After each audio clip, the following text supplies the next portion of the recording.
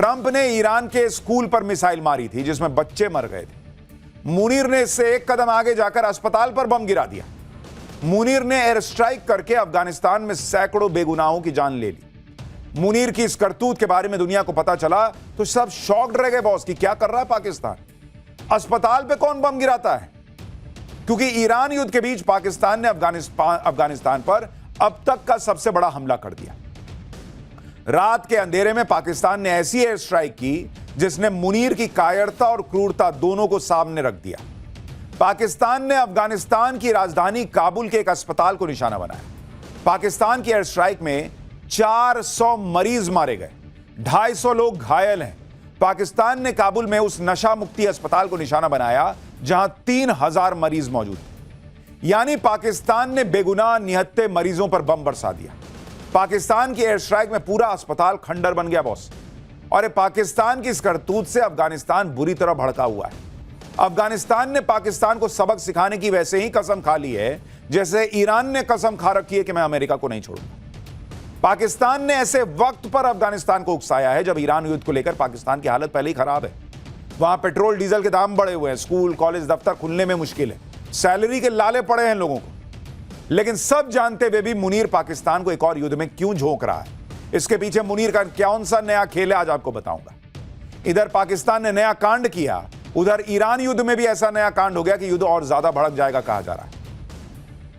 इधर युद्ध को रोकने के लिए ट्रंप हाथ पैर मार रहे हैं, उधर इजराइल ने ईरान में दूसरे सबसे पावरफुल व्यक्ति को मारने का दावा करके सनसनी फैला दी। युद्ध में ईरान की टॉप लीडरशिप में किसके खात्मे का दावा किया जा रहा है, ईरान ने कौन सी नई धमकी दे दी है, आज सब बताऊंगा। लेकिन पाकिस्तान से लेकर ईरान तक में छिड़े युद्ध की पहले एक झलक देखिए।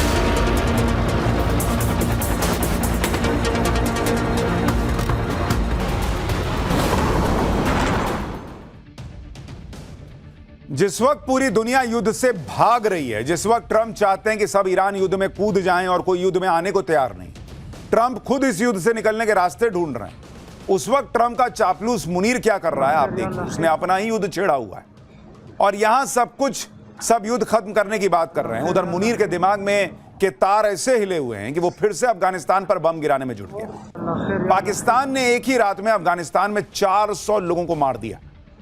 पाकिस्तान ने कल रात 9 बजे काबुल पर एयर स्ट्राइक की और इस हमले में पाकिस्तान ने अफगानिस्तान के उम्मीद नशा मुक्ति अस्पताल को टारगेट किया। आप सोचिए कैसा देश है, कैसा मुनीर है, अस्पताल को टारगेट करके मार रहा है। कल रात हुए हमले की तस्वीरें आप देखिए, फिर आपको बताऊंगा कि इस हमले को लेकर अफगानिस्तान ने पाकिस्तान को क्या नई धमकी दे डाली है।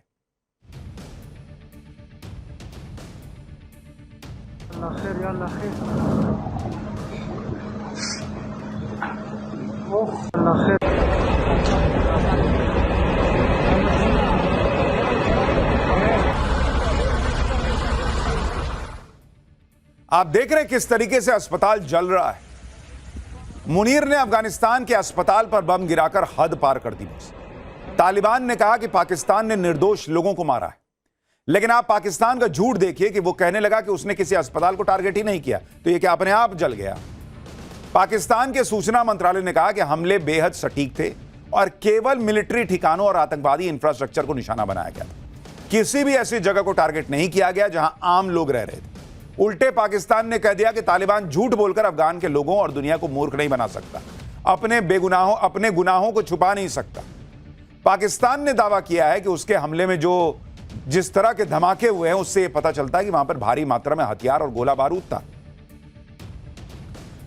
यानी पाकिस्तान देखा कि फंस गया, कि लोग गाली दे रहे हैं, थू कर रहे हैं कि कैसा देश है जो अस्पताल पे बम मार रहा है, तो कह रहा नहीं हमने तो वहां मारा जहां पे हथियार थे।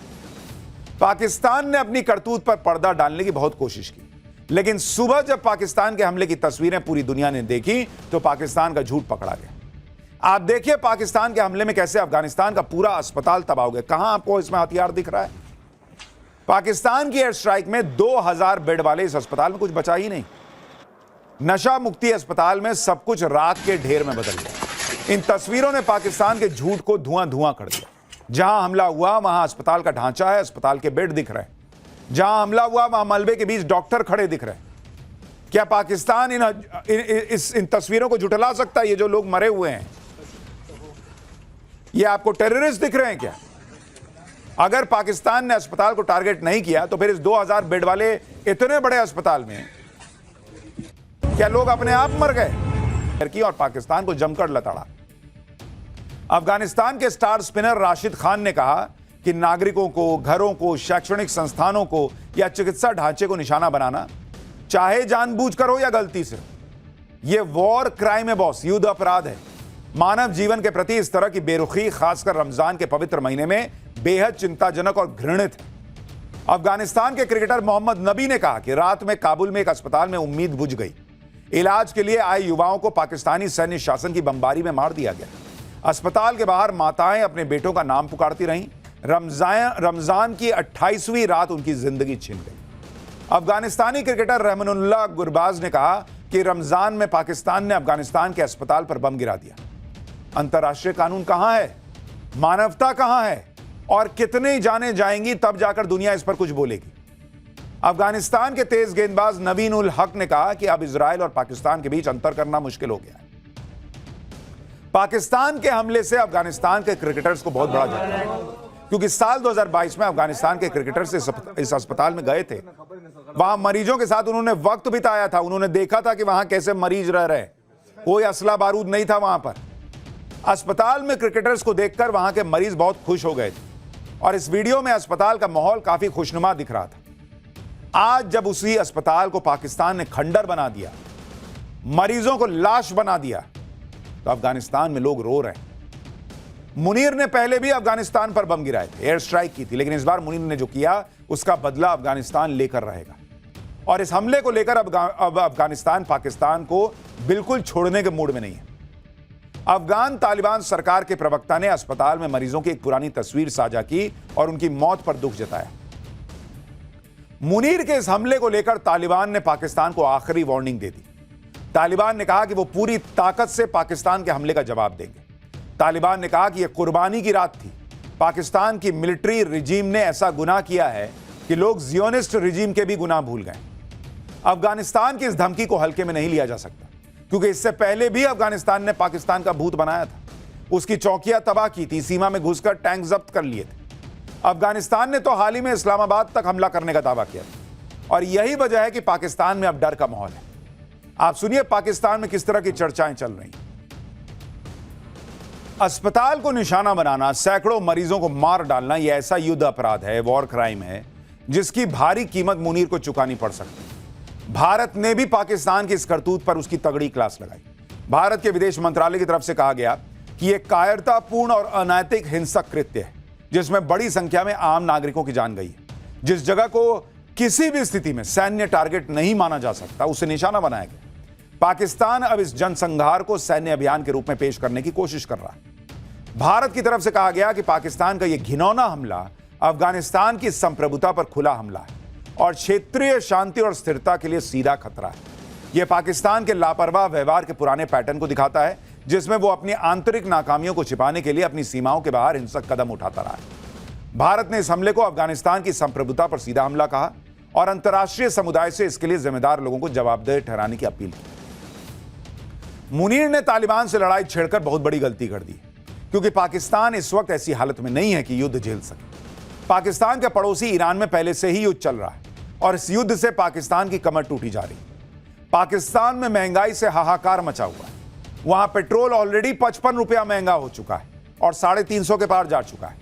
पाकिस्तान के पास 11 दिन का क्रूड ऑयल रिजर्व बचा है, डीजल 21 दिन का बचा है, पेट्रोल 27 दिन का बचा है, एलपीजी 9 दिन और जेट फ्यूल 14 दिन का बचा है। वहां सरकारी कर्मचारियों की सैलरी में 30% की कटौती हो रही है। फ्यूल बचाने के लिए स्कूल, कॉलेज, दफ्तर सब बंद किए जा रहे हैं। ऐसे मुश्किल हालात में मुनीर ने अफगानिस्तान को पिन मार दिया। अब सुनिए पाकिस्तान की जनता महंगाई से किस तरह परेशान है। सोचिए पाकिस्तान में लोग सरकार को गाली दे रहे हैं। हमारे यहां भी जो ये ईरान इजराइल का युद्ध चल रहा है, अमेरिका का युद्ध चल रहा है, इसका इंपैक्ट है। लेकिन आप सोचिए भारत कितनी बेहतर स्थिति में, अभी तक पेट्रोल डीजल की कीमत नहीं बढ़ी है। वहां 322 रुपया, पाकिस्तान में 322 रुपए का 1 लीटर पेट्रोल मिल रहा है। और इन हालात के बीच में पाकिस्तान तालिबान से भिड़ने लग गया है। तो पाकिस्तान कहां का रहेगा बॉस? पिछली बार ही तालिबान ने पाकिस्तान को घर में घुसकर मारा था। इस्लामाबाद, रावलपिंडी तक ड्रोन पहुंच गए थे। सवाल यह है कि मुनीर यह सब जानते हुए भी युद्ध में पाकिस्तान को क्यों धकेल रहा है, जबकि उसकी खुद की हालत सही नहीं है, खुद की टांगें टूटी पड़ी हैं। लेकिन अफगानिस्तान पर बम क्यों पाकिस्तान मार रहा है? यह बात भी सच है कि पाकिस्तान और अफगानिस्तान के बीच पिछले साल से टेंशन है। पाकिस्तान का आरोप है कि तालिबान एंटी पाकिस्तान ताकतों को पनाह देता है। तालिबान कहता है हम ऐसा कर ही नहीं रहे। लेकिन हालात अभी इतने भी नहीं बिगड़े थे कि पाकिस्तान अचानक से तालिबान पर इतना बड़ा हमला कर दे, और वो भी मासूम लोगों को मार दे। कुछ लोग इसे मुनीर की नई पैंतरेबाजी बता रहे हैं, क्योंकि ईरान युद्ध को लेकर भी पाकिस्तान फंसा हुआ है। एक तरफ अमेरिका है जिसकी चापलूसी में मुनीर कोई कसर नहीं छोड़ता। जाहिर है कि अमेरिका चाहेगा कि पाकिस्तान इस युद्ध में उसके साथ आए। दूसरी तरफ सऊदी अरब है, जिससे पाकिस्तान ने नेटो जैसे मिलिट्री पैक्ट करने का दावा किया था। लेकिन जब ईरान सऊदी अरब पर भी हमले कर रहा है तो पाकिस्तान सीन से गायब है। तीसरी तरफ पाकिस्तान का पड़ोसी देश ईरान भी है। पाकिस्तान उससे भी बिगाड़ना नहीं चाहता रिश्ता। ईरान का मामला पाकिस्तान में भी बहुत संवेदनशील है। हाल ही में वहां अमेरिका के खिलाफ जिस तरह से प्रदर्शन हुआ, वो पाकिस्तान की इंटरनल सिक्योरिटी के लिए खतरा बन गया था। यानी पाकिस्तान तीन तरफ से फंसा हुआ है। ऐसे में कहा जा रहा है कि मुनीर की ये चाल है कि हाँ, खुद को भी फंसा हुआ दिखा दो, दिखाओ कि भाई हम तो तालिबान से लड़ रहे हैं। सऊदी अरब से फोन आया तो कहो कि भाई क्या मैं आता ना तेरे मदद के लिए, लेकिन देखो मैं तो खुद तालिबान से लड़ रहा हूं। ट्रंप का फोन आए तो कहो कि सर मैं तो अभी आपके तलवे चाटने आ जाता, लेकिन इधर देखो जरा तालिबान से लड़ रहा हूं। दुनिया को बता दो कि हम तो खुद युद्ध में फंसे हुए हैं, ताकि किसी की साइड ना लेनी पड़े, किसी को अपना एयर स्पेस ना देना पड़े, सऊदी की मदद के लिए जाना ही ना पड़े, और बाद में भीख मांगने का भी ऑप्शन खुला रहे।